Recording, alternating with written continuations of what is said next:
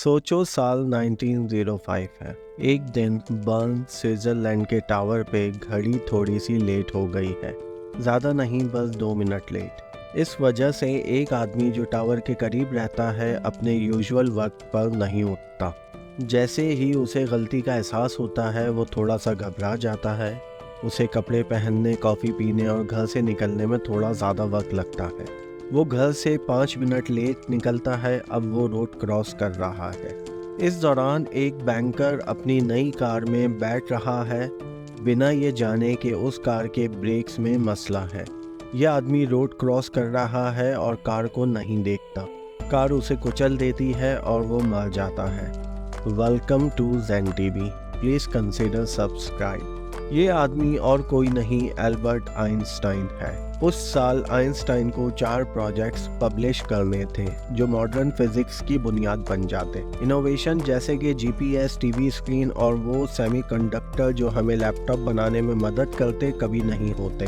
Computer, laptop, mobile जिससे आप ये वीडियो देख रहे हैं कभी वजूद में नहीं आते और ये वीडियो भी वजूद में नहीं आती। ये इवेंट्स का सिलसिला एक मिसाल है जो कि बटरफ्लाई इफेक्ट्स के नाम से जाना जाता है, जो केओस थ्योरी की एक शक्ल है। सदियों से दुनिया को आइजैक न्यूटन के कानून और क्लासिकल फिजिक्स से ही समझाया गया था। इन थ्योरीज के मुताबिक अगर किसी ऑब्जेक्ट की मौजूदा हालत का पता हो तो उसका मुस्तकबिल आसानी से पेश किया जा सकता है। केओस थ्योरी इस डिटर्मिनिस्टिक नज़रिए को चैलेंज करती है। सब कुछ अब पहले से प्रेडिक्ट नहीं हो सकता, ना ही सब कुछ क्लॉकवर्क की तरह काम करता है। 1800 से mathematicians has raised the idea कि हर फिनोमेना को न्यूटोनियन लॉज से प्रेडिक्ट नहीं किया जा सकता, मगर एक मीटियोरोलॉजिस्ट जिसका नाम एडवर्ड लॉरेंस था, उसने केओस थ्योरी को एक विजिबल फिनोमेना बनाया। ये सब 1961 में शुरू हुआ जब वो मौसम का अंदाज़ा लगाने के लिए एक मैथमेटिकल मॉडल पर काम कर रहा था। जब लॉरेंस ने टेम्परेचर, ह्यूमिडिटी, प्रेशर और विंड डायरेक्शन का डेटा अपने कंप्यूटर में डाला तो उसका कंप्यूटर एक ग्राफ बनाता और बताता कि मौसम कैसा होगा। ये हमेशा एक्यूरेट नहीं मगर रियलिटी के बहुत करीब होता। एक सुबह लॉरेंस ने कुछ रिजल्ट्स वेरीफाई करने का फैसला किया। उसने वक्त बचाने के लिए कंप्यूटर को रोक दिया, नंबर खुद डाल दिए और कॉफ़ी लेने चला गया।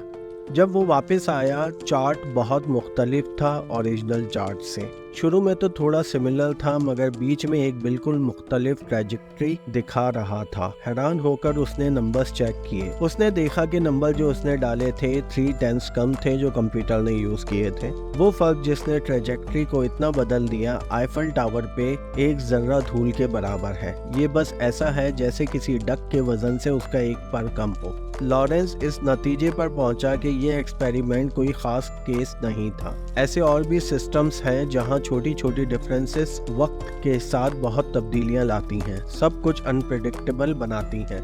जैसे कि ब्राज़ील में एक बटरफ्लाई के पर फड़कने से थ्योरी के अकॉर्डिंग टेक्सास यूएसए में टोर्नेडो उठ सकता है, भले ही हमें हमारी यूनिवर्स का काफ़ी अच्छी तरीके से आइडिया हो। कोई ऐसी मेजरमेंट्स नहीं हैं जो हमें यूनिवर्स के हर एटम की एग्जैक्ट पोजीशन और स्पीड बताए और ये इनएक्यूरेसी हमारी कैलकुलेशन में प्रेडिक्शन को मुश्किल बनाती है। ये एक वजह है कि लॉन्ग टर्म प्रेडिक्शन मुमकिन नहीं है।